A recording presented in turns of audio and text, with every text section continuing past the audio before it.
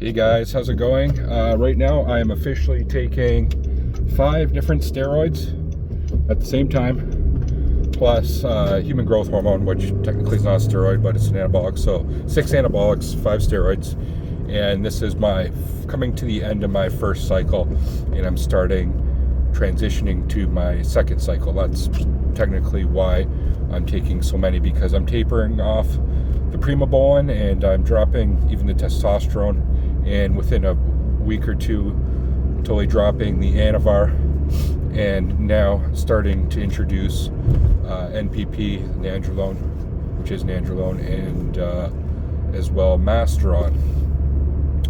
And so today I took testosterone 100 milligrams, and the NPP at 50 milligrams, and masteron at around 50 milligrams, and primobolan at around 100 milligrams. And that's what I'm going to be running 3 times a week for the next week, until my vial of primobolan runs out, at which point I'm going to up the dose of the masteron. Keep the NPP the same, 50 milligrams per dose, 3 times a week, 150 milligrams a week. And so what I'm doing right now is, like I mentioned before, transitioning cycle from one cycle to the next, kind of like how I used to DJ electronic music, and it's like, you know, how one song is tapering off and then they introduce the next track before the first track ends, right? So there's a point where there's a bit of a mix going on, although it's not like it's like the climax, the height of one song and the height of the other song going at the same time. That would be too much like conflicting, right, of bass and multiple lyrics at the same time and whatnot. So it's like, you know, the outro of one song and the intro of another song, and then eventually the first song finishes, and then the next song kind of escalates from there. And that's what the next cycle is going to happen. Eventually I'm going to titrate the doses up around 50 milligrams each a week per month. So it's like the first month it's going to be pretty low, right? Like almost a TRT dose, and 150 milligrams of nandrolone and like 200 milligrams of masteron. These are all relatively safe compounds, if not some of the safest, especially like nandrolone at higher doses it can be a bit, quote, unsafe. It can have some side effects, no doubt, although at the doses I'm running, it is like almost like a microdose of nandrolone. It's not, I believe at that dose it'll have some of the benefits I'm looking for, but not the side effects, although I'll start titrating it up every month. So come say May/June, it might be up to over 200 milligrams a week, and so that's what I'm planning to do. Also, I brought the like I mentioned before, I brought the testosterone down from 400 to 500 milligrams. To be honest, some weeks I run up to 500 milligrams a week of test. I'm going to bringing that down to around 300, so just above a TRT dose. And I think that's going to be a sweet spot for me on this cycle, because the one thing I noticed in my last cycle is increase in heart rate, which I attributed to testosterone levels I am taking and was taking.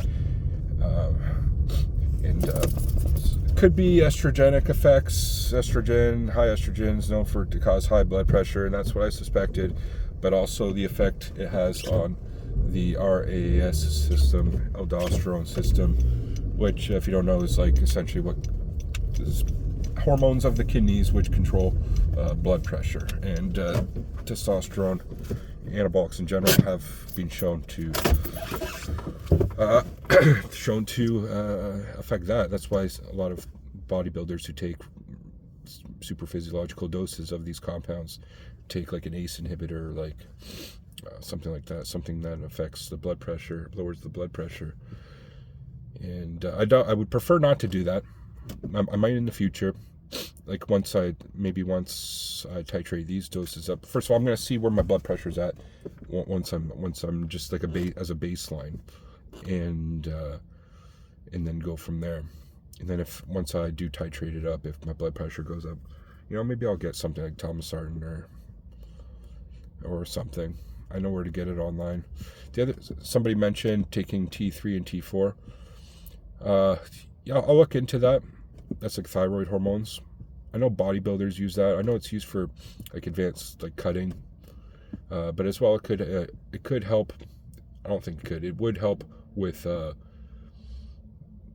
as a symbiotic effect on all the anabolic compounds. I know as well. I know. I just don't know if that's something I want to go, but I'm definitely going to look into that. I am taking things that are increasing thyroid, like tyrosine. It's in my pre-workout. I know that increases thyroid levels. So yeah, there's that. The only other compound I'm considering taking on this cycle, I'm not going to do it right away, is Proviron, which is it's an oral anabolic. It has very low anabolic properties, but what it does do is it increases their like receptivity. I don't know the word for that exactly, but it increases the ability for your receptors to respond to anabolics, if that makes sense. And it is very safe. It's been around since the 1930s, I believe. I think it's like one of the first anabolics on record that was made, and it's been widely used. If I do take it, it's not going to be like crazy doses, but because it is known to crash some things as well that I don't want it to. So maybe something like 20 to 50 milligrams, I believe that's a reasonable dose a day of that. I'm considering going that route. Other than that, I'm taking the HGH, and the HGH is wonderful. Since taking that, some days it's crazy. Like I wake up in the morning and my whole body just feels tight as fuck. Every muscle in my body, my arms, feet, hands, everything. Like I can barely squeeze my hands. Like every muscle, my fucking flexors and extensors are tight as fuck. My biceps, everything. And I like do little pose in the mirror, like when I can go take a piss first thing in the morning. I'm just like, holy shit. I know it's nothing compared to probably some of you guys listening who are like way more jacked than I am, but it's like for me, like I can see the progress. And and you can feel the progress. It's just like there's like a fullness and tightness of the muscles that is unreal. Like I can see if you continued use of these things alongside good diet, alongside obviously fitness, which I do keep up on, I really see the benefits from this, at least from this testosterone, Primabone, and Anavar. Anavar is, I think, a really great compound for that. The last thing I noticed is like when I was doing pull-ups yesterday, I did like 6 sets of like 10 reps, and normally by like the third or fourth, I wouldn't be able to do 10 reps, but I got 10 reps through all my sets, which was great.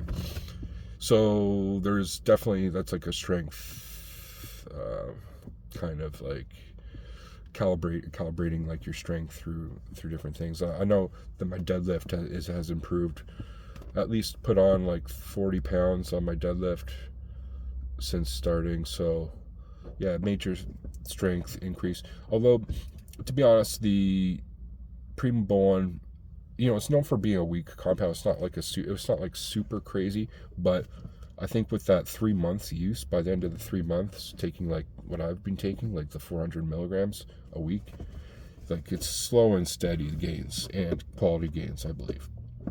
Strength gains, like I said, nothing crazy, and I didn't blow up in strength, I didn't blow up in size, but it's there, and I'm happy with it, 100%. It's a cycle I will do 100% again. Testosterone, Primabone, and Anavar. We'll see how this NPP goes. We'll see how the Masteron goes. I believe Masteron and Primabone are pretty similar, but there might be some added benefits to the Masteron. We'll see how. Yeah, I see how I like it, and I tolerate these now in this next cycle. Thanks for watching, guys.